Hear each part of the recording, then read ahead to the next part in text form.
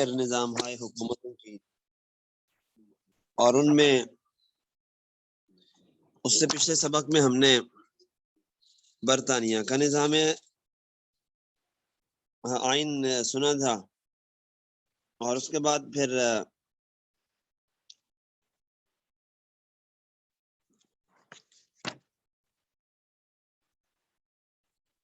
امریکی آئین کا تفصیل سے ذکر سنا تھا، اور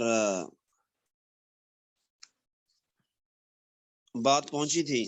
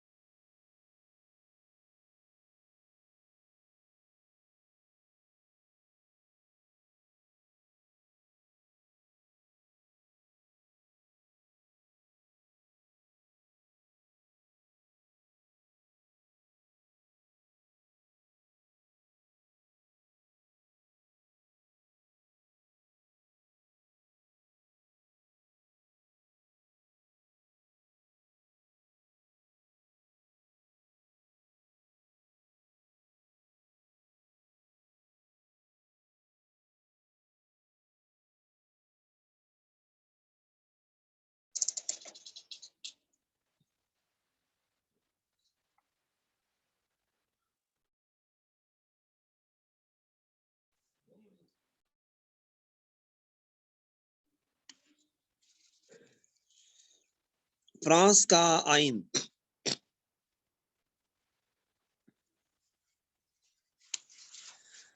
بلکہ اس سے پہلے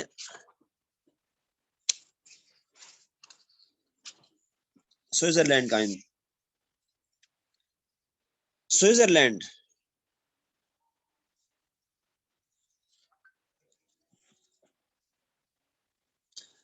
یورپ کے وسط میں 65 لاکھ آبادی پر مشتمل ایک چھوٹا سا ملک ہے۔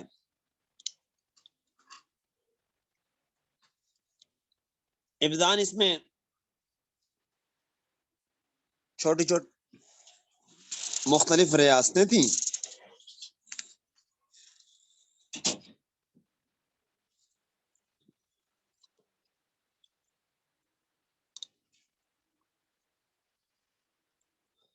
اور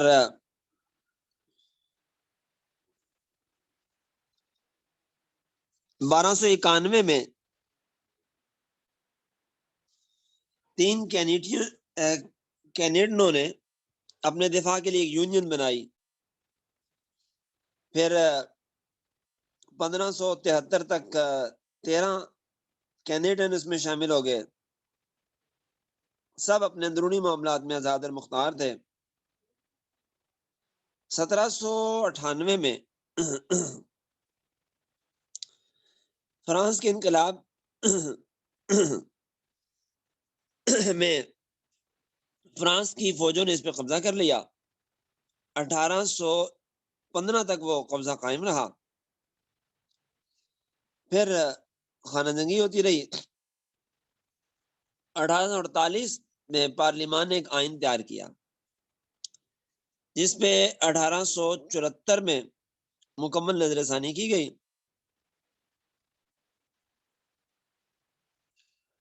اور سوئٹزرلینڈ 19 مکمل اور 6 نصف کینیٹوں کا ایک وفاق ہے۔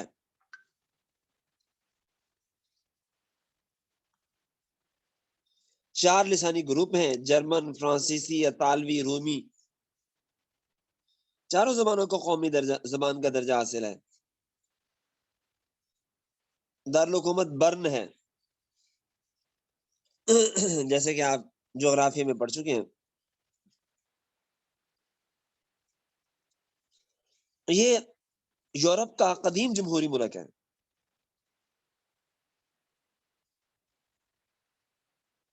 جس وقت سوئٹزرلینڈ میں جدید جمہوری آئین نافذ ہوا، اس وقت یورپ کے سان مارینو اور ہنسا شہروں کو چھوڑ کر تمام ممالک میں شہنشاہیت قائم تھی. اس لیے اسے جدید جمہوریت کا گھر کہا جاتا تھا. سوئٹزرلینڈ میں جمہوری روایات صدیوں تک قائم ہے، صدیوں سے قائم ہے. اور یہاں کا آئین تحریری آئین ہے، ایک تحریری دستاویز ہے، 123 دفعات ہیں. کچھ روایات اور رسوم بھی عملاً اس میں شامل ہو گئی ہیں جن کی باقاعدہ پابندی کی جاتی ہے.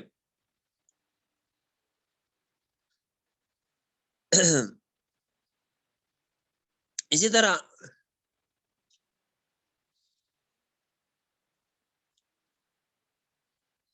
سوئس آئین نے سوویت یونین کو ایک وفاق قرار دیا ہے.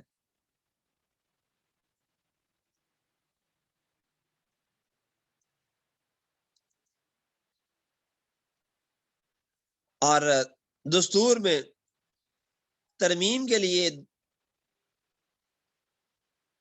دونوں ایوانوں کی اکثریت ضروری ہوتی ہے، یعنی آئین لچکدار نہیں ہے. براہ راست جمہوریت نافذ ہے وہاں پہ، اور عوامی رائے شماری، حق تحریک، عوامی اجلاس وغیرہ براہ راست جمہوریت کی نشانی اس کی حفاظت اور بقا کے لیے ہیں. اور آئین میں ترمیم کے لیے عوامی رائے شماری بھی ضروری ہوتی ہے.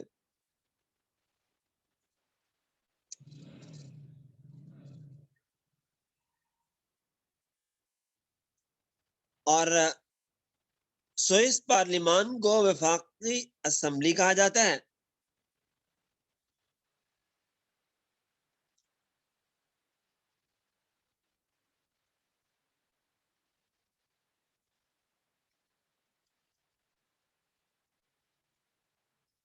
اور اس کے لیے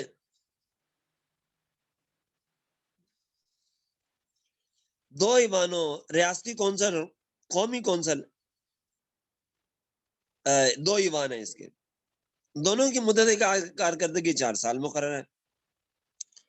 دونوں ایوانوں کو مساوی اختیارات حاصل ہیں،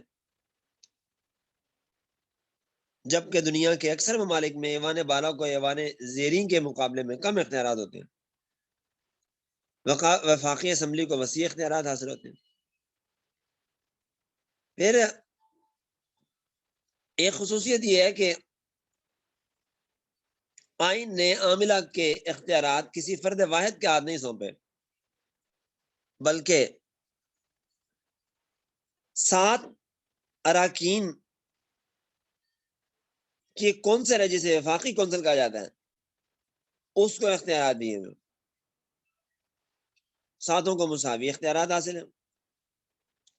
کونسل کی کارکردگی 4 سال مقرر ہے. درمیان میں عدم اعتماد ظاہر کر کے ہٹایا نہیں جا سکتا.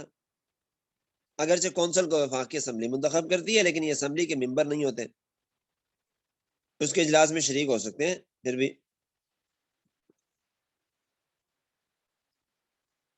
چنانچہ سوئس آئین نے پارلیمانی اور صدارتی دونوں طرزائے حکومت کا امتزاج کیا ہے. جارج کوڈنگ کہتا ہے کہ اس چھوٹے سے انوکھے ملک کا وفاقی کونسل بلا شبہ لسانی ادارہ ہے. پھر ایک اہم خصوصیت غیر جانبداری ہے.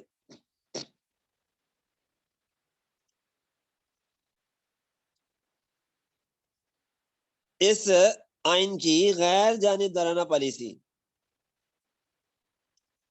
یہ اس کے کامیاب ہونے کی بڑی دلیل ہے. اس نے دونوں بڑی جنگوں میں اپنے آپ کو غیر جانبدار اور محفوظ رکھا. جب چار طرف فرانس، آسٹریلیا اور اٹلی، جرمنی آگ اور خون کی ہولی کھیل رہے تھے اور دنیا کے تمام ممالک اس جنگ کی آگ میں کی لپیٹ میں تھے، سوئٹزرلینڈ اسی پالیسی کی بدولت مکمل امن اور سکون سے تھا، اور ہٹلر نے بھی اس کی غیر جانبداری کو تسلیم کر لیا تھا۔ 1815 میں ویانا کانگریس نے اس کی مستقل غیر جانبداری کو تسلیم کیا۔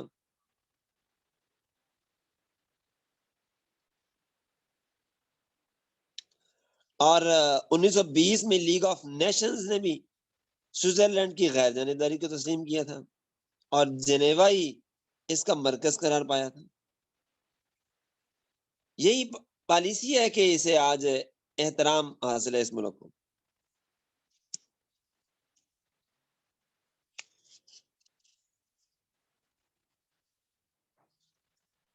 اور اسی طرح ملکوں میں اگر کوئی باہمی کشیدگی ہوتی ہے، جنگ ہوتی ہے، تو سوئٹزرلینڈ ہی امن اور ان میں صلح کا کام کرواتا ہے۔ چنانچہ جان براؤن میسی نے کہا تھا کہ سوئٹزرلینڈ بدامنی کے سمندر میں جزیرہ مسرت ہے، اور اس کا آئین آزاد خیالی کا مظہر ہے۔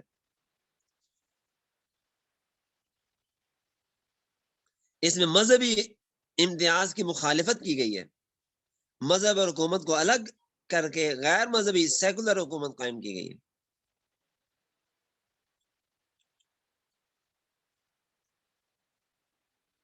پھر عدلیہ کی حیثیت کمزور ہے، اسے وفاقی اسمبلی کے پاس کردہ کسی قانون کے دستوری ڈھانچے کا اختیار حاصل نہیں ہوتا، اور نہ ہی عدلیہ دستور کے محافظ ہے۔ کوئی غیر ملکی سوئٹزرلینڈ کی شریعت حاصل کرنا چاہتا ہے تو اسے پہلے یہاں کی کمیونٹی اور کینٹین کا شہری بننا ہوگا، اس کے بعد اسے وفاق کی شریعت حاصل ہوتی ہے۔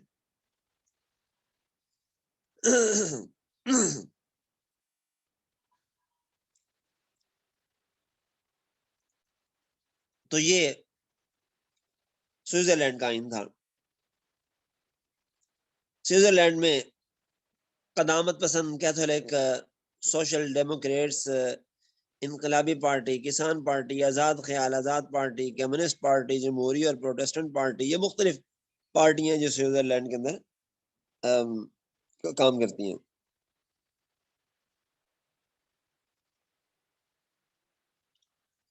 فرانس کا آئین۔ فرانس دنیا کا ایک عظیم ملک ہے، یہ برطانیہ کا اکثر حریف رہا ہے سامراجی جنگوں میں۔ ادھر بھی دیکھ لیں، ہندوستان میں انہوں نے قبضے کی کوشش کی، انگریزوں نے مار بگایا، فرانس نے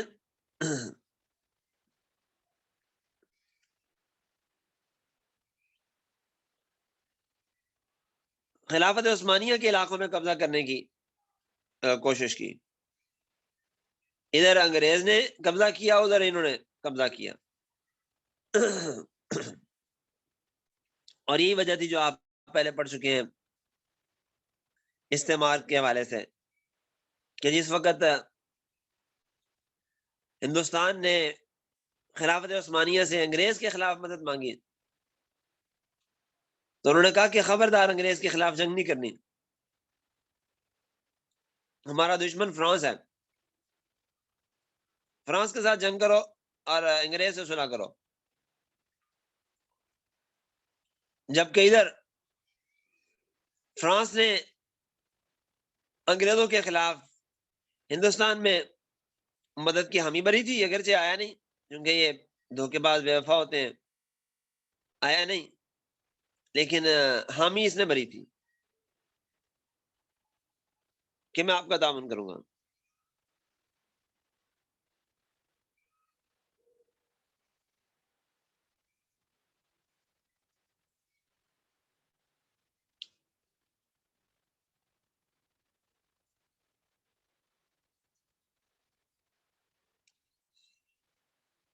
چنانچہ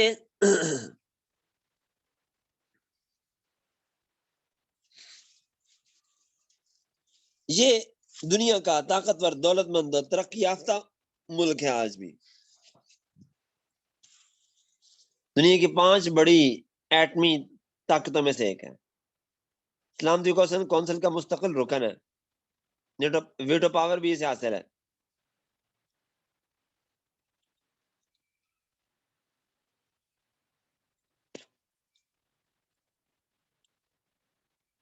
اور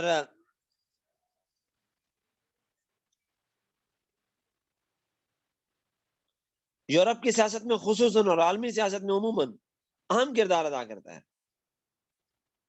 آج بھی دنیا کی بڑی سامراجی طاقت ہے. سامراجی طاقت میں برطانیہ کے بعد فرانس کو دوسرا بڑا مقام حاصل ہے. علمی اعتبار سے فرانس کا پایا ہمیشہ مضبوط رہا ہے.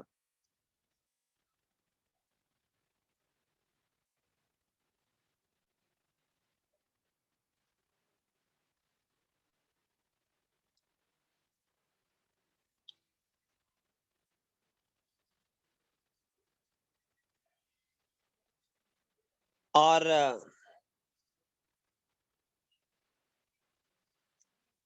اس کی تاریخ یہ ہے دستور کی کہ 19ویں صدی تک یورپ کے دوسرے ممالک کی طرح فرانس بھی جاورانہ مطلق العنان شہنشاہیت رکھتا تھا. اس کے بادشاہ مطلق العنان ہوتے تھے. ان کا حکمی قانون ہوتا تھا. زمیندار جاگیردار طبقہ عوام کا خون چوستا تھا. عام لوگوں کی حالت بڑی خستہ ہوتی تھی. اور اسمبلی کا اجلاس 200 سال تک نہیں ہوا. عوام ان حالات سے بہت پریشان تھے. اسی دوران امریکی جنگ آزادی اور اس کی کامیابی نے فرانسیسی عوام کو بھی خونی انقلاب کی راہ دکھائی. 1799 میں ملک کے اندر خانہ جنگی اور فتنہ فساد شروع ہو گیا. ہمارا راسا کو تحت کر دیا گیا. بادشاہ لوئی شازدہم اور اس کی بیگم کو بھی تختہ دار پہ چڑھا دیا گیا. 1793 میں باقاعدہ شہنشاہیت کا خاتمہ کر کے فرانس کو جمہوریہ بنا دیا گیا. لیکن عوام کی مشکلات کا خاتمہ نہیں ہوا. 1799 سے نپولین نے اقتدار حاصل کرنا شروع کیا. 1804 میں جمہوریت کو ختم کر کے خود شہنشاہ بن بیٹھا اور اپنی فتوحات سے پورے یورپ کو لرزہ بردام کر دیا. لیکن واٹر لو کی جنگ میں شکست کھانے کے بعد اس کا بھی زوال ہو گیا. 1815 میں کہ معاہدہ پیرس نے لوئی شانزدہم کے بھائی لوئی یزدہم کو تخت فرانس عطا کیا. اور 1830 میں لوئی فلپ نے اسے اکھاڑ پھینکا. محدود اختیارات والی شہنشاہیت قائم کی. لیکن فروری 1848 کے انقلاب نے لوئی فلپ کے اقتدار کا بھی خاتمہ کر دیا. انگلینڈ بھاگ گیا. فرانس میں دوبارہ جمہوری حکومت کا قیام عمل میں آیا. نپولین بوناپارٹ کا بھتیجا لوئی نپولین صدر بنا. لیکن اس نے بھی رفتہ رفتہ اپنے اختیارات میں اضافہ کر کے اپنے آپ کو 1852 میں شہنشاہ قرار دے دیا.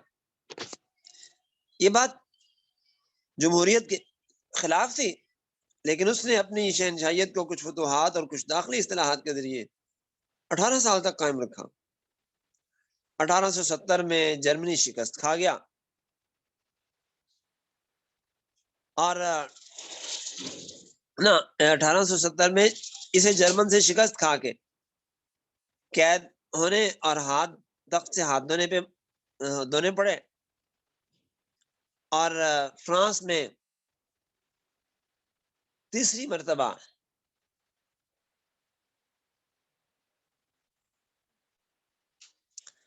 جمہوریہ کا اعلان کیا گیا. یہ جمہوریہ 1870 سے 1940 تک قائم رہی. دوسری جنگ عظیم شروع ہوئی. 10 جولائی 1940 کو وشی کے مقام پر قومی اسمبلی کے دونوں ایوانوں نے ایک قرارداد پاس کر کے جمہوری حکومت کے تمام اختیارات مارشل پیتال کو سونپے ہیں۔ 11 جولائی کو مارشل پیتال نے سربراہ مملکت کی حیثیت سے عین متن کر دیا اور آمریت قائم کر دی، لیکن اس کی مخالفت میں فرانس کے اندر ایک تحریک اٹھی۔ دوسری جنگ عظیم کے دوران یہ زور و شور جاری تھا۔ فرانس پر ہٹلر کی نازی افواج قابض ہو چکی تھی۔ جنرل دوگال نے اپنے ملک کے وقار کو باقی رکھا۔ اس نے تحریک آزادی شروع کی۔ ستمبر 1941 میں ایک آزاد فرانسیسی قومی کمیٹی بنائی گئی اور اسے اختیار دیا گیا کہ وہ ملک کے لیے قانون بنائے۔ ستمبر 1943 میں 84 ممبروں پر مشتمل ایک شورا الجزائر میں قائم کی گئی۔ جون 1944 میں فرانسیسی کمیٹی برائے قومی آزادی نے جمہوریہ فرانس کی عبوری حکومت بنائی۔ 25 اگست 1944 کو فرانس میں جرمن فوجوں نے ہتھیار ڈال دیے۔ جنرل دوگال عبوری حکومت کے صدر بنے۔ جنگ عظیم کے خاتمے کے بعد 21 اکتوبر 1945 کو قومی اسمبلی کا انتخاب ہوا۔ اس نے نئے آئین کا مسودہ بنایا لیکن اتفاق نہ ہو سکا۔ دوبارہ مسودہ بنایا گیا اور خاص آئینی تعطل کے بعد بالآخر 1946 کو فرانس کی چوتھی جمہوریہ وجود میں آئی۔ اور اب اس کے بعد یہ اس نے آئین میں بنایا جس میں 600 الفاظ میں ایک لمبی تمہید اور 106 دفعات تھیں۔ تحریر شدہ آئین تھا اور اس میں عوام کے حقوق اور فرائض کا تعین کیا گیا، لیکن مسائل کو حل کرنے میں یہ بھی ناکام رہے۔ 1958 میں زبردست آئینی اور سیاسی بحران پیدا ہوا۔ ملک میں خانہ جنگی کی کیفیت پیدا ہوئی۔ مجبوراً قومی اسمبلی نے 1 جون 1959 میں جنرل دوگال کو وزیر اعظم بنا دیا اور 5ویں جمہوریہ وجود میں آ گئی۔ جنرل دوگال نے ایک نئے آئین کا مسودہ تیار کرایا جس میں پورے فرانس اور اس کی 9 آبادیوں میں رائے شماری کرائی گئی اور 80% عوام کی حمایت حاصل ہوئی۔ 17 اکتوبر 1959 میں فرانس کی 5ویں جمہوریہ کا آئین نافذ ہوا اور اس آئین میں تمہید کے علاوہ 92 دفعات ہیں۔ اس کی خصوصیت یہ ہے کہ یہ تو تمہید سے شروع ہوتا ہے جس میں کہا گیا ہے کہ جمہوریہ فرانس اور اس کی 9 آبادیوں کے عوام جو اپنی آزاد رائے سے نئے آئین کو تسلیم کر رہے ہیں ایک قومی انجمن کی تشکیل کریں۔ یہ قومی انجمن اپنے بنانے والوں کی مساوات اور مضبوطی پر قائم ہوگی۔ آئین کی دفعہ نمبر 2 کے مطابق فرانس ایک ناقابل تقسیم سیکولر سوشلسٹ جمہوریہ ہے۔ یہاں قومی اقتدار اعلیٰ کا سرچشمہ عوام ہے جو اپنے اقتدار کا استعمال اپنے نمائندوں اور قوانین پر رائے شماری میں اپنی رائے کا اظہار کر کے کرتے ہیں۔ آئین لچکدار نہیں ہے اور جمہوریہ 5ویں جمہوریہ کے آئین میں صدارتی اور پارلیمانی طرزہائے نظام کی خوبیاں اکٹھی کر دی گئیں۔ عام حالات میں اختیارات صدر اور وزیر اعظم تقسیم کیے گئے، لیکن ہنگامی حالات میں صدر کے اختیارات بہت بڑھ جاتے ہیں، اسے تمام اختیارات استعمال کرنے کا مکمل حق حاصل ہو جاتا ہے اور وہ مجاز ہوتا ہے کہ ہنگامی حالات میں اعلان کیا جائے، یعنی ہنگامی حالات کا اعلان کیا جائے اور انہیں کب تک باقی رکھا جائے، لیکن پارلیمانی طرز کو بھی باقی رکھا گیا۔ وزیر اعظم اور کابینہ پارلیمان کے سامنے جواب دیں۔ بروکن کے الفاظ ہیں کہ یہ نہ امریکی طرز کا صدارتی آئین ہے نہ برطانوی طرز کا پارلیمانی آئین، یہ تو دونوں کا امتزاج ہے۔ بہرحال کچھ مختصر کر لیتے ہیں۔ یہ فرانس کی برطانوی طرز کی وحدانی حکومت ہے۔ تمام حکومت مرکز ہی سے کی جاتی ہے۔ فرانس کے ڈپارٹمنٹ جو ہیں وہ ہندوستان یا امریکی ریاستوں جیسے آزاد اور خود مختار نہیں ہیں، مقامی حکومت کی ایک اکائی ہے۔ اور نئے آئین کی خصوصیات، اس کی آئینی کونسل ہے، اس کی حیثیت کسی قدر عدالت عالیہ جیسی ہے۔ اور فرانس کے نئے آئین میں عوامی اور انسانی حقوق کا ذکر بھی کیا گیا ہے، اور قانون کی حکمرانی نہیں بلکہ عوام کی حکمرانی ہے، لیکن اس پہ میں انشاءاللہ ابھی آگے تبصرہ کروں گا۔ فرانس کے انظامی قوانین اور تاریخی حالات کا نتیجہ، فرانس کے انظامات جو ہیں وہ تاریخی حالات کا نتیجہ ہے۔ 18ویں صدی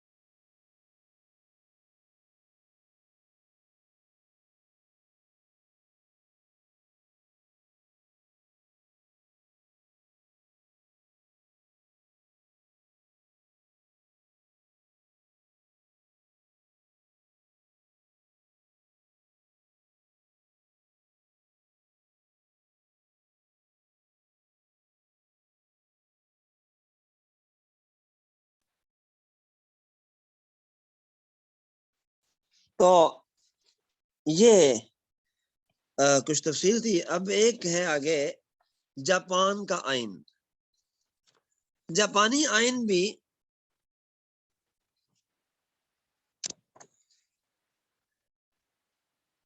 دنیا کے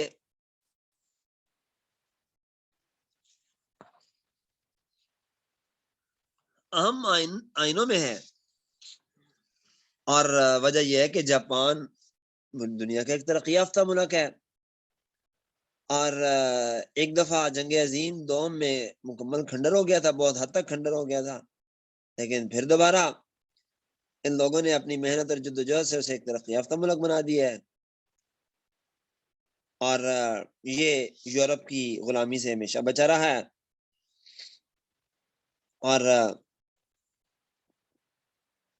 جاپانی اپنے آپ کو ڈائن پون کہتے ہیں، مطلب نکلتا ہوا سورج،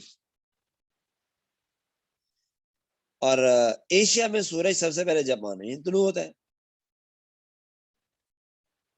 جزیرے ہیں اس ملک میں، 4 بڑے جزیرے، کیوشی، ہونشو، ہوکیڈو اور شکولو ہیں۔ ان کے علاوہ تقریباً 3000 چھوٹے چھوٹے جزیرے ہیں۔ زیادہ علاقہ پہاڑی ہے، میدان بھی ہے درمیان میں۔ آتش فشاں پہاڑ ادھر بہت زیادہ ہیں، زلزلے آتے ہیں بکثرت، اور ایک دفعہ زلزلہ آیا، ایک زلزلے سے پورے جاپان کی سڑکیں ٹوٹ پھوٹ کا شکار ہو گئی تھی، تقریباً پورے جاپان، اور 3,70,000 مربع کلومیٹر رقبہ ہے، اور تقریباً 10 کروڑ آبادی ہے۔ دارالخلافہ ٹوکیو ہے، دنیا کا بہت بڑا شہر ہے۔ بدھ اور شنٹوازم کے پیروکار یہاں زیادہ تر رہتے ہیں، عیسائی بھی ہیں اور مسلمان بھی ایک بڑی تعداد میں رہتے ہیں۔ دوسری جنگ عظیم سے پہلے 1899 کا مائجی قانون یہاں نافذ تھا۔ شہنشاہ جاپان ملک کا سربراہ تھا، اور ملک کا حاکم اور شہنشاہ تھا، وہ قانون کا محتاط نہیں تھا، مسلح افواج کا سربراہ بھی وہی ہوتا تھا، اور وہ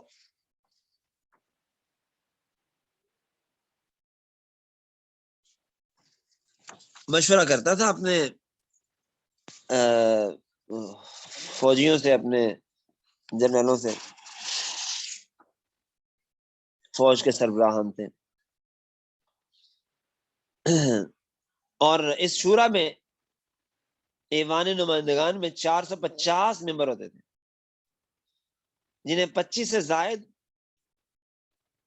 سال سے زائد عمر کے لوگ منتخب کرتے تھے، اور کارکردگی کی مدت 4 سال تھی۔ شہنشاہوں سے درمیان میں تحلیل کر سکتا تھا، اختیارات بہت محدود ہوتے تھے۔ دوسری جنگ عظیم کے خاتمے سے پہلے ہی امریکہ نے جاپان کے 2 بڑے شہر ہیروشیما اور ناگاساکی پر ایٹم بم برسا کر جاپان کی کمر توڑ دی تھی۔ 15 اگست 1945 کو جاپان نے امریکی جنرل میک آرتھر کے سامنے ہتھیار ڈال دیے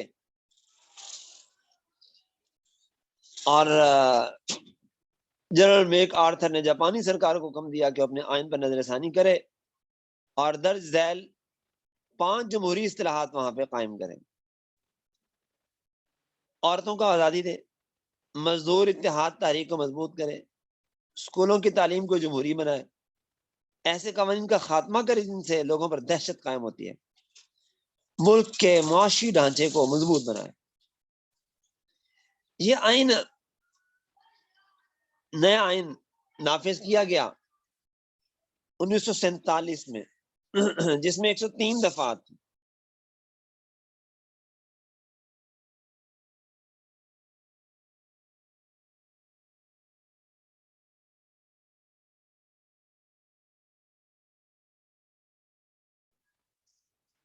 تو یہ ایک تمہید اور کچھ خصوصیات پر مشتمل ہے، مثلا یہ کہ جنگ سے دستبردار ہو جانا، عوام کے حقوق اور فرائض کا تعین، پارلیمانی طرز حکومت اور ترمیم کے لیے عوام کی رائے لینا، اور آئین کی برتری، اور